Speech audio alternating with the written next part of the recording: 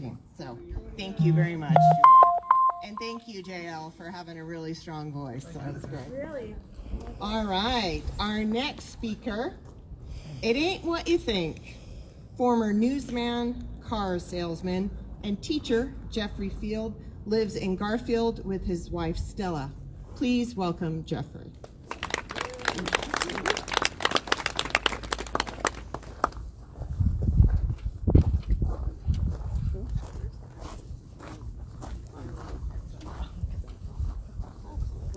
Ba ba ba ba. Warming up. Hello. This is my cheat sheet. I tried to get it here, like I did in 7th grade math. Excuse me. I'm gonna synopsis real quick. Synopsis real quick. I was born in 1946. I left Philadelphia at 18, joined the Army, got out in 68. And went to a college in Athens, Alabama, and I spent like 30 years in Alabama. Met my future wife there, my former wife, ex-wife, yeah, that's it. And as a freshman, I met my former wife. She was a junior, and we didn't get married until after I graduated. And then she told me this story. She said, when I first came to Athens as a freshman, I went to the washateria, that's what they called it there, and I couldn't wash my clothes there. And I said, why? Because it said whites only, no coloreds. And she said, I had colors. Well, okay, time for the cheat sheet. Okay, I was a newsman in Athens. After I graduated from college, I went to graduate school and became a newsman. I was a newsman for in the early, mid to late 70s. And as a newsman, you gotta have the, you gotta be curious. I mean, you know, you become a better newsman if you're curious. What the heck is going on here? Well, sometimes you can be too curious and it can turn into recklessness. And anybody here ever have a near-death experience? Yeah, okay. Well, I had one. I'm going to tell you about that in a minute. It was due to my sheer recklessness. But first, I need to tell you what happened the other time I almost died due to sheer recklessness. I had a pontoon. I lived on the Elk River in North Alabama. I had a pontoon, and it needed servicing. I needed to take it up to the marina, which is on the Tennessee River. Well, I'm out there and I'm motoring up the Elk River, and it's quite calm, a little breezy, but you know, the Elk River's a small river. And I get to the mouth of Tennessee, and the wind's picking up, and I see whitecaps. I didn't want to turn back, so I said, okay, I can do this. I know what to do with whitecaps, you know, just lean into the whitecaps. Boom! Boom! Yeah. Boom!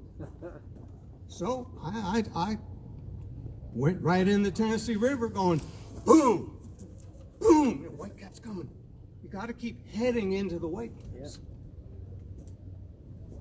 Yeah. And after about 5 minutes of that, I start thinking, shh, I shouldn't have done this. Duh. And then, well, at the back of my pontoon, there's a rope. Because, you know, when you dock, you got to tie up and all that stuff. The wind blew my rope over the side, and it got all wound up in my prop. Oh, I ain't got no power now. I ain't got no engine. And now I ain't got no way to aim that pontoon into the whitecaps. Yeah. And you know, pontoons supposedly can't sink. But I ain't got no life jacket on. And I'm figuring, well, it may not sink, but if it's turned the wrong way, it sure can flip. So I'm going like this now. Help! You know, I'm out in the middle of Tennessee, but I see the land. Help! do this for like 5 minutes. Finally, a voice. Show me the money.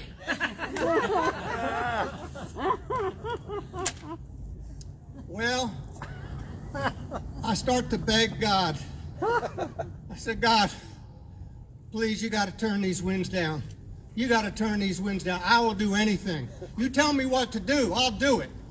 Please turn these winds off. The winds started dying down. The winds started dying down.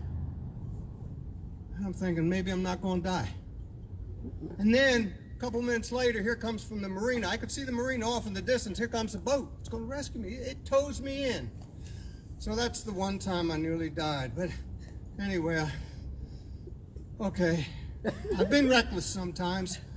And this time, in the spring of 2011, in Las Cruces, I did something very recklessly because I was curious, but sometimes curiosity leads to recklessness.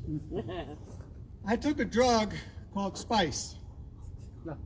Yeah, some of you, I know. Okay, yeah. Spice back then was legal. It's synthetic marijuana, and I ain't got no idea what they sprayed that oregano with, but God damn. So, I smoked the spice, and like 10 seconds later, I'm at the kitchen sink and my legs are buckling. I think I'm gonna fall. I make my way to the couch through the living room. I plop down on the couch and I throw my head back and I'm looking out the window. It's like a picture window.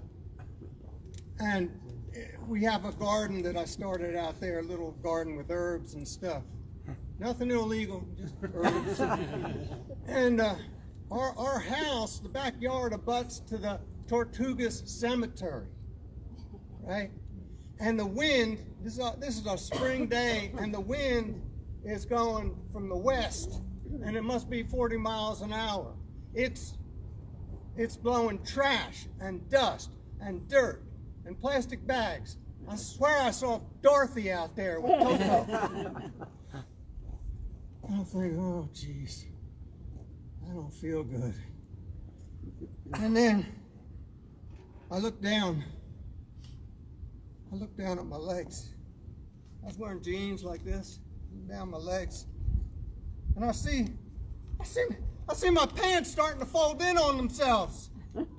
My flesh is melting. I'm melting.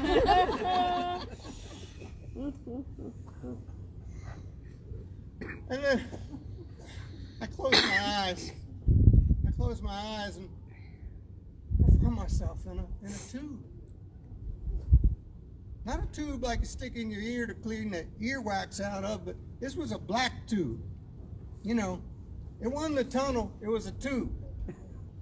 And there ain't no light at the end of this tube. It's just all black. And at the end, I could see more black. Okay? And I start moving.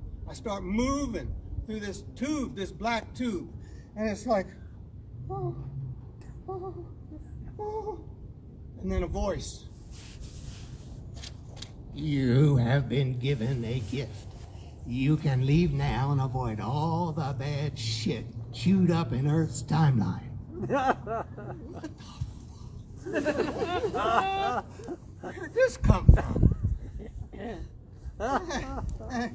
You know, at first it was like, well, you know, science sounds kind of good to me, you know. I mean, I feel kind of peaceful, and it's like rolling off a log, maybe. And then all of a sudden it's like, no.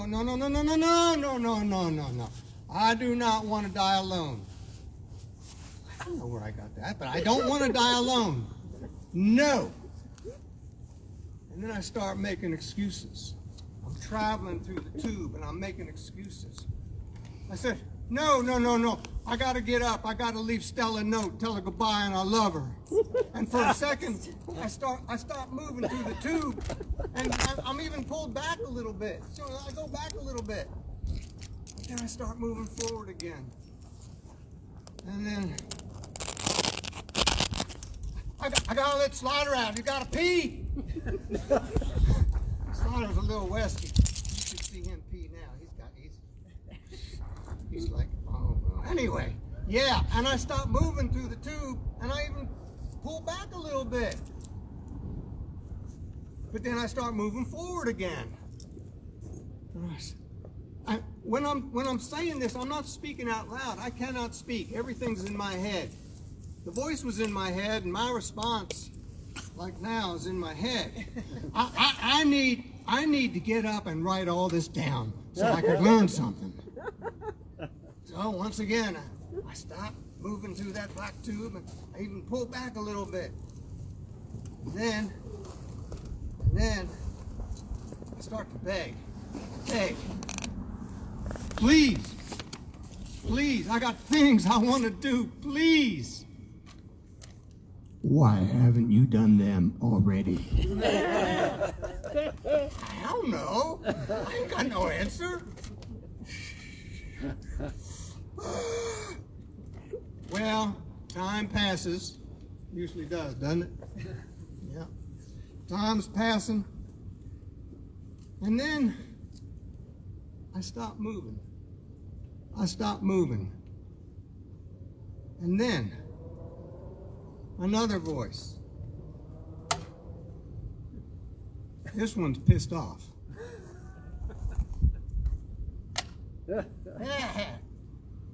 Oi, all right already. You don't want to go, then stay here.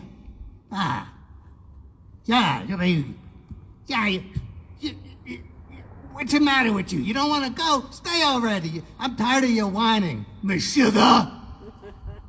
Meshuggah is Yiddish for fool, idiot, jackass, whatever you want to say.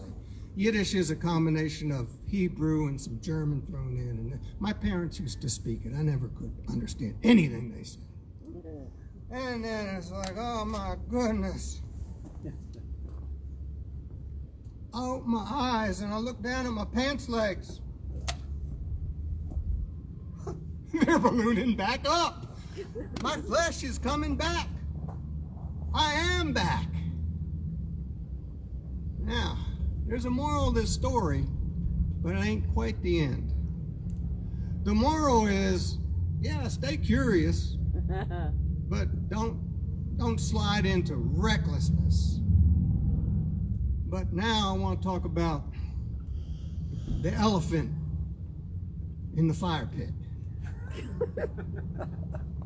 Some of you may know what this elephant in the fire pit is. In case you don't know, for me, it's that first voice that said all the bad shit queued up in Earth's timeline. You know what a queue is? You queue up to get your booster shot. You queue up to get your beers, I don't know. You know, a queue is a line. And it's a line, you know, here, queue. Well, there hasn't been a day since 2016, and you know why it started with 2016 with me. There hasn't been a day that I hadn't thought about that. All the bad shit queued up in Earth's timeline. Now, I don't have to tell you how bad things are. Howard Beale Network.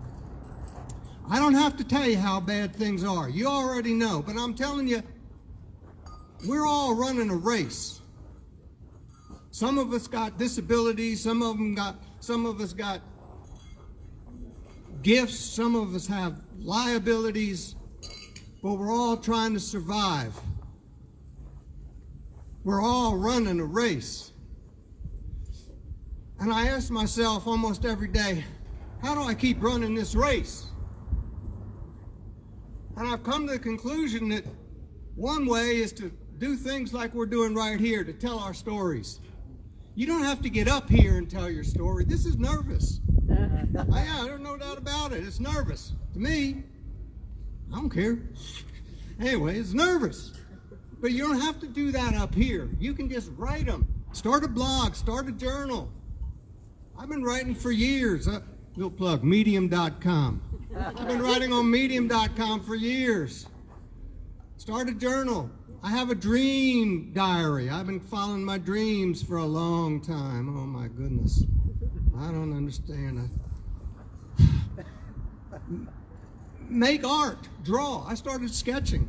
I'm getting it to be a pretty good sketcher. I haven't sketched any nudes yet.